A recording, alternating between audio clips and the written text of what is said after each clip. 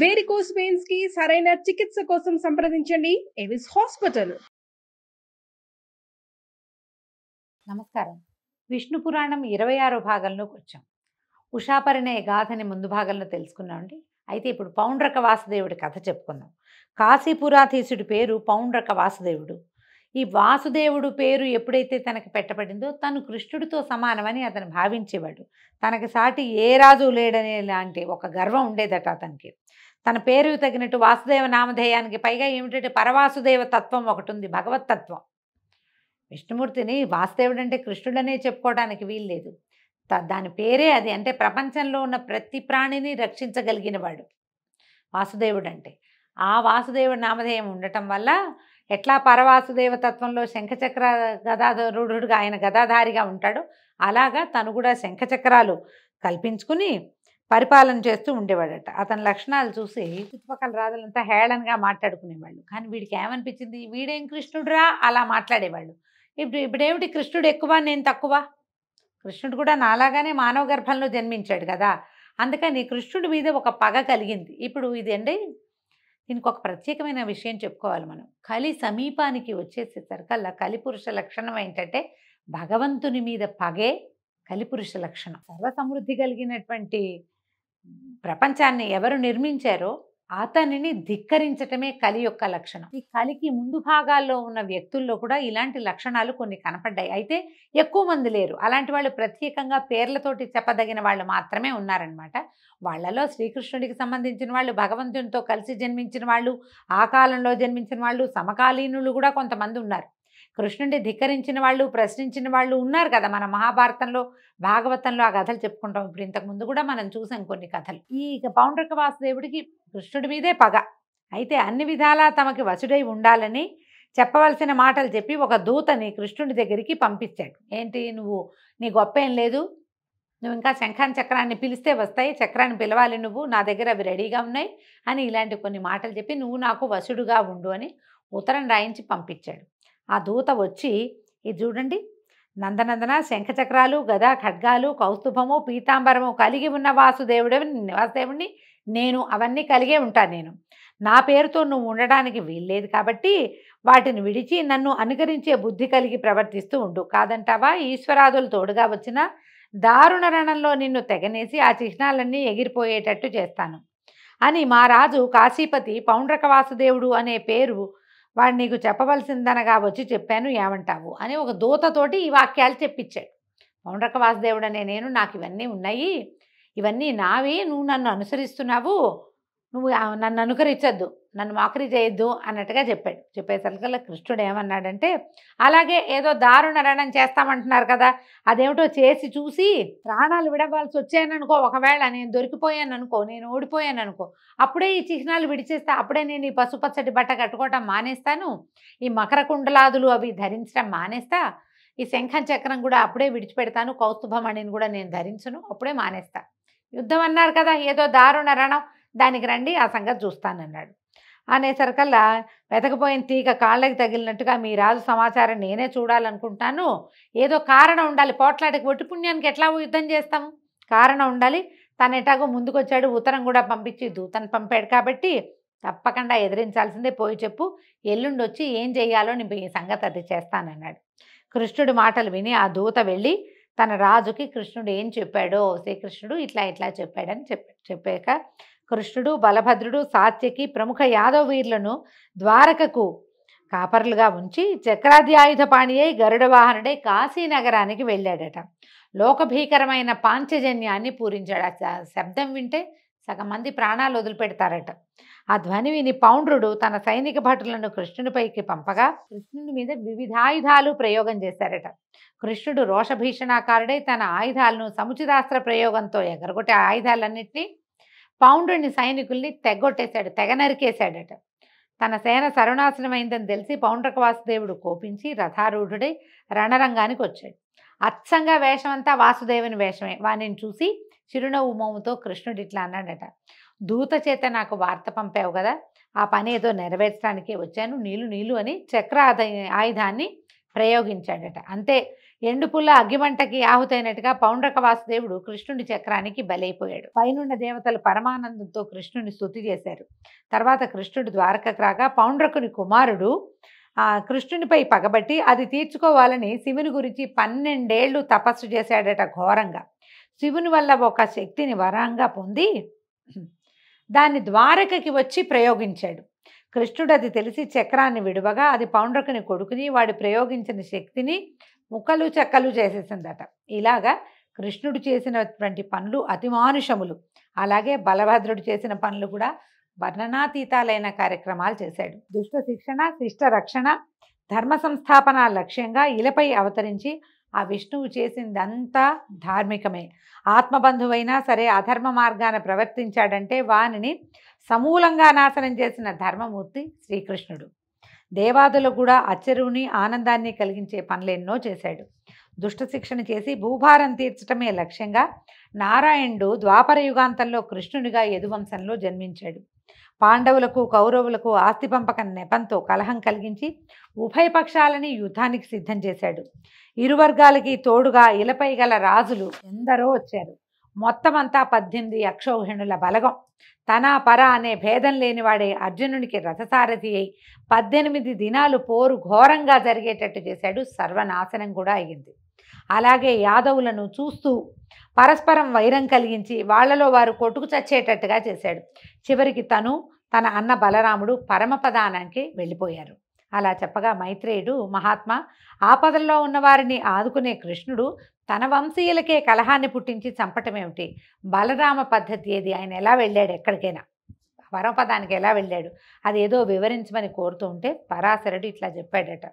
ఇది మౌసల పర్వం అండి, మహాభారతంలో మౌసల పర్వం. ఈ మౌసల పర్వం గురించి ఒక వీడియో కూడా చేశాం, మన ఛానల్లో ఉంది, చూడండి. అది ప్రత్యేకంగా కనపడుతుంది. కృష్ణ అవతారం సమాప్తి ఎలా జరిగింది అనేది మౌసల పర్వంలోనే కనిపిస్తుంది. అది ఇక్కడ చెప్పబడింది. యాదవులు ఇంద్రాదులకు కూడా తేరి చూడరాని బలపరాక్రమాలతో మితిమీరి ప్రవర్తించడం చూసి కృష్ణుడు ఇట్లా అనుకున్నాడట, వీళ్ళని అంతమొందిస్తే గానీ భూభారం తీరదు, ఆ పని చేయవలసిందే అనుకుంటూ ఉండగా దూర్వాసుడు కృష్ణ దర్శనం చేయాలని ద్వారకకి వచ్చి ద్వారం దగ్గర నిలబడి తన రాక కృష్ణుడికి చెప్పవలసిందని అక్కడున్న యాదవ కుమారులతో చెప్పారట. వీళ్ళు ఈ పని చేయకుండా దైవ నిర్ణయం వల్ల కృష్ణుని మనవడైనటువంటి సాంబుడికి గర్భవతి వేషం వేసి దూర్వాసుని ముందు వద్దకు తీసుకొచ్చి, అయ్యా దీనికి కొడుకు ఎప్పుడు పుడతాడు అని అడిగారట. అడగంగానే అసలు విషయం గ్రహించినటువంటి దూర్వాస మహాముని కోపం ప్రకటించే చూపుతో చూసి, దీనికి కొడుకు పుట్టడు, ఇనపరోకలి దీని కడుపులోంచి వస్తుంది, వెంటనే యుద్ధం ఆరంభం అవుతుంది, దానివల్ల ఘోర యుద్ధం జరుగుతుంది, యదువంశమంతా నశిస్తుంది, నా మాట బ్రహ్మ కూడా నా మాటని తప్పించలేడు, వీడు ఆడది కాదు, ఇది గర్భవతి వేషం, పొండి మూర్ఖులారా, మీరు మూర్ఖులు, చావడానికే పుట్టారు మీరని వెళ్ళిపోయాడు. ఆ యాదవ కుమారులు భయభ్రాంతులే కృష్ణుని వద్దకు వెళ్ళి జరిగింది చెప్పారు. ముని శాపానికి ఎదురీత చేయగలడు, కానీ చేయడానికి ఇచ్చగించలేదు కృష్ణుడు. చేయగలడు ఆయన, కానీ ఇదేమిటి, యదువంశ నాశనం ఎలాగూ తప్పదు, వీళ్ళు శాపగ్రస్తులు వీళ్ళు. కాబట్టి ఈ సమయంలోనే వీళ్ళు మదంతో కురుక్షేత్రంలో గెలిచిన వాళ్ళం మేమన్న ధోరణితోటి ప్రవర్తించటాన్ని దాన్ని చూసి కృష్ణుడు ఈ నిర్ణయాన్ని తీసుకున్నాడు. అందుకని ఏమన్నాడు, కొత్తగా వింటున్నట్టుగా ఆశ్చర్యపోయాడు, ఏమీ తెలియనట్టు ఉండిపోయాడు. తర్వాత పౌరులు బంధువులు వచ్చి పరి విధాలుగా ప్రార్థించిన మాట్లాడకుండా ఉండిపోయాడట. కొద్ది రోజుల్లో సాంబుని కడుపులోంచి దూర్వాసుని కోపానికి శాపమన అన్నట్టుగా కడుపు చీల్చుకుని ఒక ఇనప రోకలి బయటకు వచ్చిందట. దాన్ని వీళ్ళు ఏం చేశారు, ఉగ్రసేనుడి దగ్గరికి తీసుకెళ్లారట యాదవ కుమారులు. ఆయన మాత్రం ఏం చేస్తాడు, బాగా ఆలోచించి అందరిలాగా విచారించి కాసేపు అయ్యాక చెప్పాడు, దీన్ని సానబట్టండి, ఆ రజను ఏదైతే పొడుస్తుందో సముద్ర జలాల్లో కలిపేసేయండి, అప్పుడు ప్రమాదం ఉండదన్నారు. అనేసరికల్లా మంత్రులు ఏం చేశారట, దాన్ని బాగా ఇచ్చేసి అరగదీసి ఆ రజనంతా సముద్రంలో కలిపించారు.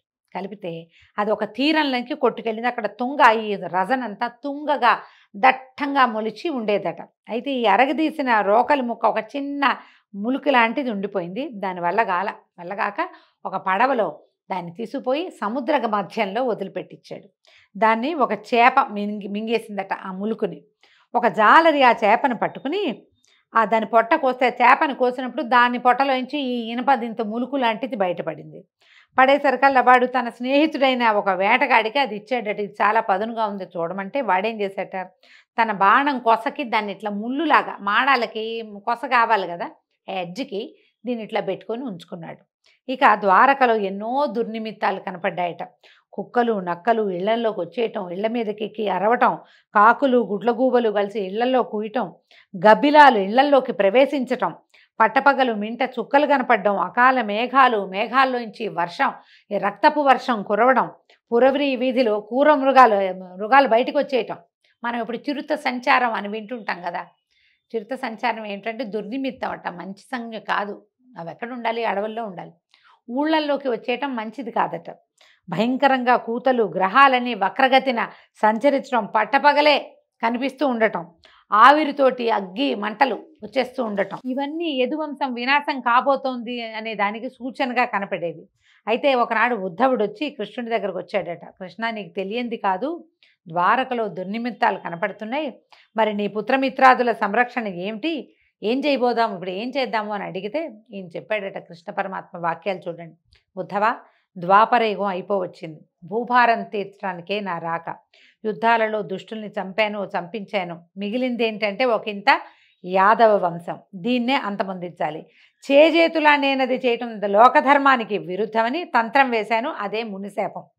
నేనది మళ్ళించగలను, కానీ వీళ్ళంతా గతి తప్పి ఉన్నారు. వీళ్ళంతా సద్గతి పొందాలి వీళ్ళు. అందుకని ఇక నీ మాట ఏంటంటే, నువ్వు నన్ను మనసులో ధ్యానిస్తూ ఉండు, నీకు ముక్తిని కలిగిస్తాను. నేను కూడా ఈ మానవ రూపాన్ని విడిచి దివ్యపదానికి వెళ్ళిపోతాను. తర్వాత ఈ ద్వారక సముద్ర జలాల్లో కలిసిపోతుంది. ఈ వాక్యాలు పరమ రహస్యాలు మనసులో పెట్టుకో, వెళ్ళు, నువ్వు మాత్రం నా నామధ్యానం చేసుకుంటూ ఉండని ఉద్ధవుడిని పంపేశాడు. ఉద్ధవుడు ఏం చేశాడట, గంధమాదన పర్వతానికి వెళ్ళి బదరికాశ్రమంలో నరనారాయణులు ఏ స్థానంలో తపస్సు చేశారో అక్కడే తపస్సు చేసుకోవటం మొదలుపెట్టాడట. ఒకనాడు దేవదూత అమరావతి నుంచి కృష్ణుని దర్శనానికి వచ్చి ఇంద్రుడి మాటగా ఏకాంతంలో చెప్పాడట, దేవా, నువ్వు మహాత్ముడివి, భూభారాన్ని తీర్చడానికి మానవుడిపై ఇల మీద జన్మించావు. తర్వాత వాళ్ళకి మానవులకి కలహాలు కలిగించి యుద్ధాలు మహోద్ధతంగా చేసావు. ఆడవాళ్ళు తప్ప మగ పురుగులు లేకుండా చేసేసావు. ఇక మిగిలిన వాళ్ళు మీ యాదవులు, వీళ్ళను కూడా అంతమొందించి ఇక నువ్వు పరమపదానికి చేరవలసిందిగా కోరుతున్నాను. కాలగమనాన్ని లెక్కించాలి. నువ్వు 100 ఏళ్లకి మించి భూమి మీద ఉండటం భావ్యమా అంటే 100 ఏళ్ళు లేవు కృష్ణుడికి అని చెప్తోందండి పురాణం. కొంచెము మన మహాభారతం లెక్కల ప్రకారం కాస్త అటు ఇటుగా లెక్క పెడితే ఒక 130 సంవత్సరాలు అలా ఉన్నట్టు కనిపిస్తుంది. మరి ఈయన 100 ఏళ్లకి మించి ఉండద్దు అని ఈ విష్ణు పురాణంలో చెప్పబడింది. ఇట్లా ఈ మాటలు వినిపించిన ఆ దూతను చూసి ఇంకా 7 రోజుల్లో యాదవ వంశనాశనం అవుతుంది, అది కాగానే పరమపదానికి చేరిపోతానని ఇంద్రుడికి చెప్పు అని దూతని పంపేశాడు. పంపేసి వాడిపోయి ఇంద్రుడికి తెలియజేశాడట. తర్వాత యాదవులు విష్ణుమాయా ప్రేరితులై ప్రభాస తీర్థంలో స్నానం చేసి మహోత్సవం పేరుతోటి మద్యం తాగి మత్తెక్కి మాటకి మాట మీరి బాహాబాహి కచాకచి ముష్టాముష్టి పోరాడటమే కాకుండా అస్త్రశస్త్ర ప్రయోగం చేసి దానితో చాలక కత్తులతో పోరాడుకుని అది సరిపోక సముద్రం ఒడ్డున ఉన్న తుంగ తీసి దాంతో బాదుకోవటమే కృష్ణ మాయ వల్లే ఇది జరిగిందట. ఒక్కొక్క తుంగ కర్ర దెబ్బ ఎంత దెబ్బ తగులుతండి, ఇంతంత బాణాలకి ఎదుర్కొని యుద్ధం చేయగలిగిన వాళ్ళకి మహాబలవంతులు యాదవులు, వాళ్ళకి ఏం అవ్వకూడదు. కానీ ఆ తుంగ ఎలా ఉందంటే వజ్రాఘాతంలాగా తగిలిందట ఒక్కొక్క దాని దెబ్బ. అందరూ ఒకళ్ళ తర్వాత ఒకళ్ళు మరణించారు. శంఖచక్ర గదా శార్గాలు కృష్ణునికి ప్రదక్షిణంగా తిరిగి వైకుంఠానికి వెళ్ళిపోయాయి. తర్వాత కృష్ణుడు అన్నతోటి రథం ఎక్కాడట. దారుకుడు అల్లనల్లన రథం నడిపించి సముద్ర తీరానికి చేర్చాడు. బలరాముడు ఒకించుకు అలసినట్లు అనిపించి ఓ చెట్టు కిందకి కూర్చున్నాడట. చెట్టు కింద కూర్చుని అలా అలసటగా ఉందని కళ్ళు మూసుకున్నాడు. అంతే, అంతలో ఆయన ముఖం నుంచి శేషుడు నిజస్వరూపంతో అవతరించి సముద్ర జలాల్లోకి ప్రవేశించాడు. సముద్రుడు సముచిత రీతిని ఉపచారం చేశాడు. వాసుకి మొదలైన నాగపతులు వచ్చి స్వాగతం పలికారు. శేషుడు వారందరినీ ఆదరంతో చూసి వారితో కలిసి అమరలోకానికి వెళ్ళిపోయాడు. అప్పుడు కృష్ణుడు దారుకుణ్ణి చూసి, దారుక, నువ్వు ఇక ద్వారకకి వెళ్ళు, నేను మరి నగర ప్రవేశం చెయ్యను, పైలోకానికి నేను వెళ్ళిపోతాను. నువ్వు వెళ్ళి ఉగ్రసేనుడు ఇంకా ఉన్నవాళ్ళు అక్కడ ఎవరుంటే వాళ్ళు వినేలాగా చెప్పమన్నాడు. ఉగ్రసేనుడు వృద్ధుడే, వసుదేవుడు వృద్ధుడే అండి, వాళ్ళంతా పెద్దవాళ్ళు అయిపోయారు, యువకులంతా చనిపోయారు. ఇప్పుడు ఉగ్రసేనుడు, స్త్రీలు, ఇంకా బాలురు కొంతమంది మిగిలారు, చిన్నపిల్లలు. వాళ్ళందరూ వినేలాగా యాదవులు కొట్టుకు చావటం, బలభద్రుడి నిష్క్రమణ, నా పరమపద ప్రాప్తి వివరించు, నువ్వు ద్వారకకి వెళ్ళి గనక ఈ విషయం అంతా చెప్తే అర్జునుడు వచ్చి మా స్త్రీలను తీసుకెళ్తాడు. అతను వెళ్ళగానే ద్వారక సముద్రంలో కలిసిపోతుంది. వజ్రధరునితో కలిసి యాదవులకు పరలోక క్రియలు నిర్వర్తించి అప్పుడు పరలోకానికి వెళ్తాడు. ఇక నీవు నాపై ఎంతో భక్తి కలిగిన వాడివి కాబట్టి నీకు పరమపదాన్ని ప్రసాదిస్తున్నాను అని చెప్పి దారుకుడు, ఈ దారుక పేరు మన మాయాబజార్ లాంటి సినిమాల్లో కనపడుతుందండి. ఆయన యొక్క రథసారథి. చివరి వార్త కృష్ణుడు లేడన్న వార్తని కూడా అర్జునుడికి తెలియచేసింది ఈ దారుకుడే. చివరి వార్త కూడా అతనే చెప్పాడు. ఈయన పునః పదే పదే ప్రణామాలు చేసి దండాలు పెట్టి ద్వారకకి వెళ్ళిపోయాడు. ఈయన ఏం చేశాడట, దారుకుడిని పంపించి కృష్ణుడు ఒక చెట్టు కింద యోగాసన పద్ధతిలో కూర్చున్నాడు. అలా కూర్చున్నాడు. ఒక కాలు మడిచి పొడుగ్గా పడుకున్నాడు. ఓ కాలు మడిచి రెండో మోకాలు మీద వేసుకున్నాడట. ఇలా కొన్ని గాథల్లో చెప్పడుతుంది. కాలు మీద కాలు వేసుకుని ఇట్లా పడుకున్నాడు అని, పాదాలు పొడుగ్గా చాపి ఓ పాదాన్ని రెండో పాదం నిలబడి ఉంటే కనుక వ్యత్యస్త పాద అరవిందుడుగా చెప్తారు కృష్ణ పరమాత్మని. ఆయన నిలబడి ఫ్లూటు అవి వాయించాలంటే రెండు కాళ్ళ మీద ఇట్లా నుంచోకుండా పాదం ఇలా వేసి నుంచుంటాడు. వ్యత్యస్త పాద అరవింద అన్న పాటలు కూడా ఉండేవి. అట్లా నిలబడి ఉన్నవాడు అలాగే పడుకున్నాడు, పాదం మీద పాదం వేసుకున్నాడట. వేసుకుంటే ఇంతలో జడుడు అనే మ్లేచ్చుడు అక్కడికి వేటకు వచ్చి కృష్ణుని పద్ధతిని చూసి ఆ పాదం ఉన్న దాన్ని ఆ దూరం నుంచి చూసేసరికల్లా ఎర్రటి పాదము, అవి దూరానికి అతనికి ఒక లేడి పొలకువలాగా అనిపించింది అనమాట. ఈ పాదాల్లో ఉన్న రేఖలు అవి దూరానికి అది చెట్ల మధ్య నుంచి ఒక లేడి తాలూకు కన్నుగా అలా కనపడేసరికి మృగమని భావించి భ్రాంతిపడి మీదగా బాణాన్ని ప్రయోగించాడు. ఈయన పడుకునున్నాడు కదా, నిద్రలో మనకు కూడా కొంత వయసు వచ్చాక వేళ్ళు అవి కదులుతాయండి. ఈయనకి బొటన వేలు కాస్త కదులుతోందట. అది మృగం తాలూకు చెవి, ఆ పాదాల్లో కనపడుతున్నటువంటి రేఖలేమో మృగం తాలూకు కన్ను. మృగం అంటే జంతువు అని కాదండి, లేడిని మృగం అంట. అందుకని మృగనయని అంటారు. అంటే పెద్ద పెద్ద లేడి కళ్ళ వంటి కళ్ళు కలిగిన స్త్రీ అని. ఈ లేడే దాని పేరే మృగం. కింద రేఖలేమో నేత్రంలాగాను, ఆ బొటన వేలు కదులుతున్నదేమో దాని చెవి యొక్క కదలికగాను భ్రమపడి బాణాన్ని వేసేసాడు. వేసేసరికల్లా ఇంకేముంది, శంఖచక్ర శార్గ గదాధారుడు, శ్రీవత్సలాంఛనుడు, పీతాంబరుడు శ్రీకృష్ణుడు ఆయన కనపడ్డాడు. కనపడేసరికల్లా భయంతో దుఃఖంతో భగవంతుడిని కొట్టానన్న ఆర్తితో వాడు కదిలిపోయి దుఃఖించాడు. దుఃఖించి ఏం చేశాడు, పాదాల దగ్గర పట్టుకున్నాడట. వంగి వంగి నమస్కరిస్తే వాడి భక్తికి ప్రసన్నుడై పరమపద నివాసాన్ని అనుగ్రహించాడట. వెంటనే దివ్యపురుషులు వచ్చి ఆ కిరాతుడిని తీసుకుపోయాడు. ఒకంతసేపటికి గరుత్మంతుడు రాగా శ్రీకృష్ణుడు యోగాసనాన్ని చాలించి గరుడ వాహనుడై సురల అభినందనలకు ఆనందిస్తూ స్వస్థలానికి వెళ్ళిపోయాడు. ఎప్పుడైతే ఈ దెబ్బ తగిలిందో, తగిలిన వెంటనే కృష్ణుడు వెళ్ళలేదు. పరిగెత్తుకొచ్చినటువంటి కిరాతుణ్ణి అనుగ్రహించిన తర్వాతే ఆయన పరమపదానికి వెళ్ళాడని విష్ణు పురాణంలో చెప్పబడుతుంది. దారుకుడు నగరంలోకి ప్రవేశించి వసుదేవునకు, ఉగ్రసేనునికి, పౌరులకి అందరికీ చెప్పాడు. యాదవుల మృతి, బలరాముని గమనము, శ్రీకృష్ణుని స్వస్థానగతి విని వారంతా ఎంతో చింతకి లోనై ఉండగా ఆ సమయంలో కృష్ణుడిని చూడాలనే కోరికతోటి అర్జునుడు వచ్చాడు.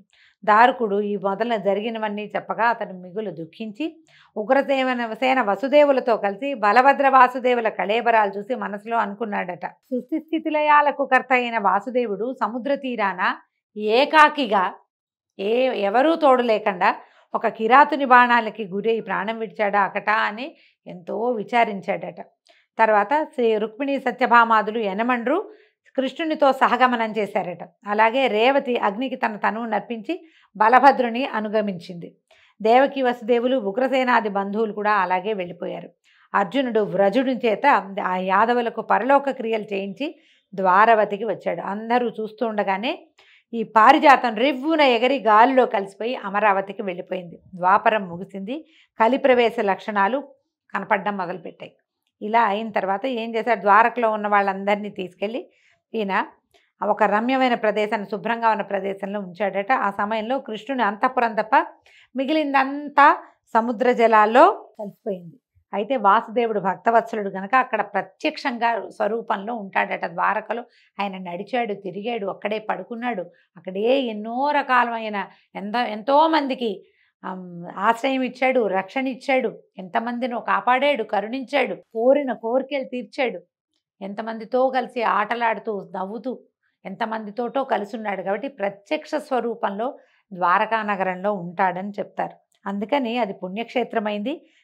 విష్ణువు యొక్క విహార స్థలం గనక పాపనాశనము, సకల సుఖ సంస్థానము అయింది. సకల ధనధాన్య సమృద్ధితో కళకళలాడుతూ ఉంటుంది ఆ క్షేత్రం. దాన్ని దర్శించడానికి వెళ్ళిన మానవునకు మాధవుడు మోక్షప్రదాతగా ఉంటాడు. ఆ తర్వాత ఏం జరిగిందో చూద్దామండి. అంటే అర్జునుడు కృష్ణుడి యొక్క మిగిలిన భార్యలందరినీ తీసుకెళ్ళాడు. ఆ తీసుకెళ్తున్న సమయంలో ఏం జరిగింది, ఎలా ఈ విష్ణు పురాణం ఇంకా కొంచెం ముందుకెళ్తుందో రేపు ఉదయం తెలుసుకుందామండి. అంతవరకు సెలవు. నమస్కారం.